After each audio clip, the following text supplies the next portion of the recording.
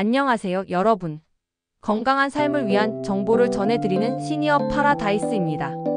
혹시 이런 경험 있으신가요? 어깨가 아파서 밤잠을 설치고 높은 곳에 있는 물건을 꺼내려다가 하고 소리가 나오고 나이 들면 다 그런 거지라고 넘어가셨다면 잠깐 오늘 이 영상을 끝까지 보신 후에 결정하세요. 오늘은 많은 분들이 겪고 계시지만 정확히 알지 못하는 회전근개 파열에 대해 알아보겠습니다. 원인부터 치료 방법, 그리고 수술 없이도 좋아질 수 있는 방법까지 끝까지 함께 해주세요. 먼저 회전근개가 무엇인지 알아볼까요? 어깨를 자동차에 비유해 보겠습니다. 회전근개는 바퀴를 움직이게 하는 핵심 부품과 같아요. 어깨뼈와 팔뼈를 연결하는 4개의 근육이 있는데요. 첫째, 극상근. 팔을 위로 들어올리는 1등 공신입니다. 둘째, 극하근. 팔을 바깥쪽으로 돌리는 역할을 해요. 셋째, 소원근. 극하근과 함께 바깥 회전을 담당합니다. 넷째, 견갑하근. 팔을 안쪽으로 돌리고 앞쪽을 안정시켜줘요. 이 근육들 중 하나라도 찢어지거나 손상되면 마치 자동차의 중요한 부품이 고장난 것처럼 어깨 전체가 제대로 작동하지 않게 됩니다. 그럼 왜 회전근개가 파열될까요? 가장 흔한 원인은 자연스러운 노화 과정입니다. 40세 이후부터는 회전근개의 혈액 공급이 줄어들고 마치 오래된 고무줄처럼 탄력이 떨어져요. 60세 이상 분들의 30% 이상에서는 증상 없이도 파열이 발견될 정도입니다. 두 번째는 반복적인 사용이에요. 테니스, 배드민턴 같은 운동이나 페인트칠, 청소 등 팔을 자주 위로 올리는 일을 하시는 분들에게 많이 나타나죠. 세 번째는 갑작스러운 외상입니다.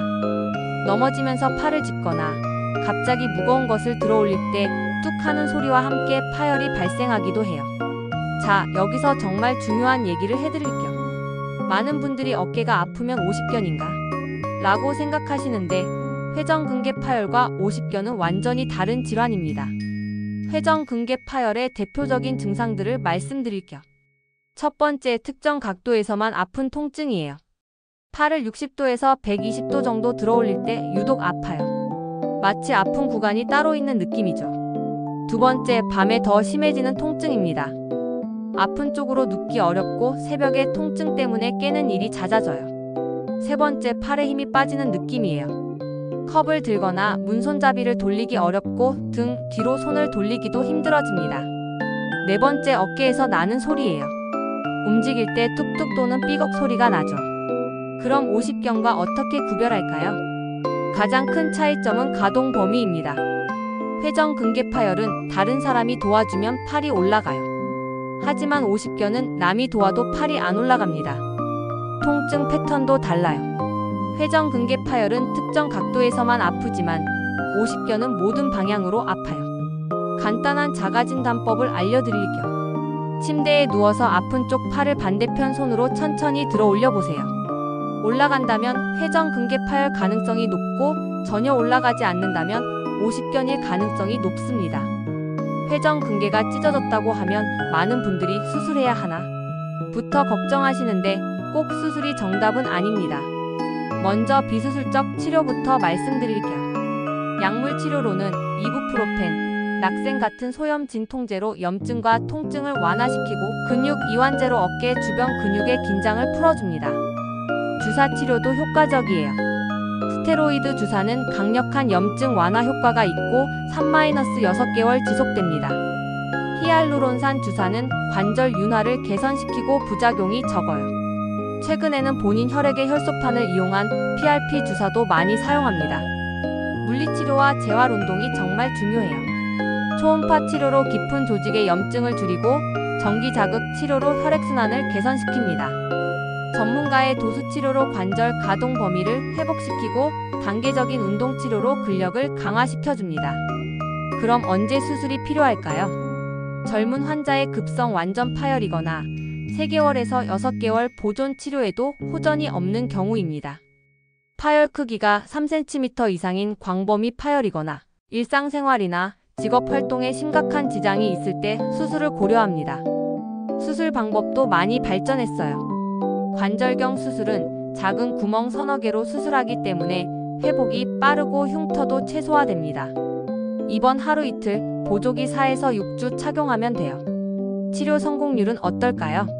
비수술 치료는 60에서 80%에서 만족스러운 결과를, 수술 치료는 85에서 95%에서 좋은 결과를 보입니다.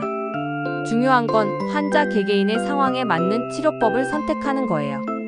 이제 가장 중요한 부분, 재활과 예방에 대해 말씀드릴게요. 재활은 4단계로 나누어집니다. 1단계는 통증 조절과 염증 관리예요. 2주 동안 충분한 휴식과 안정을 취하고 냉찜질을 하루 3에서 4회, 15분씩 해주세요. 다른 손으로 도움받아 수동적으로 관절을 움직여주는 것도 좋습니다. 2단계는 관절 가동 범위 회복이에요. 2주에서 6주 동안 진자 운동을 해보세요. 허리를 숙이고 팔을 자연스럽게 흔드는 거예요. 벽에 손가락을 대고 조금씩 올라가는 벽면 손가락 걷기도 좋고, 수건 양 끝을 잡고 어깨 뒤에서 당기는 스트레칭도 효과적입니다. 3단계는 근력 강화예요. 6주에서 12주 동안 고무밴드로 외회전 운동을 하고 벽에 대고 가벼운 팔굽 펴펴기를 해보세요. 어깨를 천천히 위로 올렸다 내리는 운동도 도움이 됩니다. 4단계는 기능 회복과 유지입니다. 12주 이후부터는 일상 동작 패턴을 연습하고 스포츠 동작에 단계적으로 복귀하며 지속적인 유지 운동을 해야 합니다. 예방하는 생활 습관도 알려드릴게요. 올바른 자세부터 만들어 보세요. 컴퓨터 작업할 때는 모니터를 눈높이에 맞추고 어깨를 앞으로 말지 않도록 주의하세요. 가슴을 펴고 어깨뼈를 살짝 모으는 자세를 유지해주세요. 무거운 물건은 몸에 가까이 두고 들고 한 번에 너무 무거운 것은 들지 마세요. 높은 곳 물건은 발판을 이용하세요. 매일 5분. 어깨 건강 스트레칭을 소개해드릴게요. 어깨 돌리기를 앞으로 10회, 뒤로 10회 천천히 해보세요. 고개를 한쪽으로 기울여 15초간 유지하는 목과 어깨 스트레칭도 좋아요. 문틀에 팔을 대고 가슴을 앞으로 밀어 30초 유지하는 가슴 펴기. 스트레칭, 한쪽 팔을 반대편으로 당겨 15초 유지하는 어깨 뒤쪽 스트레칭까지. 직업에 따른 맞춤 예방법도 있어요. 사무직이라면 1시간마다 어깨 돌리기를, 육체 노동직이라면 작업 전후 충분한 워밍업과 쿨다운을, 주부라면 무거운 요리도구는 양손으로 사용하시고 높은 선반 사용을 자제해주세요. 지금까지 회전근개 파열에 대해 자세히 알아봤습니다. 핵심 내용을 다시 한번 정리해드릴게요. 회전근개 파열은 어깨 통증의 주요 원인 중 하나이고 50경과는 다른 질환이므로 정확한 진단이 중요합니다. 무조건 수술이 아닌 단계적 치료 접근이 원칙이며 조기 발견과 꾸준한 재활이 회복의 열쇠입니다. 그리고 예방이 최고의 치료라는 것 꼭 기억해주세요. 이런 증상이 있다면 꼭 병원에 가세요. 어깨 통증이 2주 이상 지속되거나, 밤에 통증 때문에 잠을 못 자거나, 팔을 들어 올리기 어렵거나, 갑작스럽게 어깨에서 뚝 소리와 함께 아프다면 말이에요. 어깨는 우리가 일상생활을 하는데 꼭 필요한 관절이에요. 작은 불편함도 그냥 넘어가지 마시고 전문의와 상담하여 정확한 진단과 치료를 받으시길 바랍니다. 오늘 영상이 여러분의 어깨 건강을 지키는 데 도움이 되었기를 바라고요.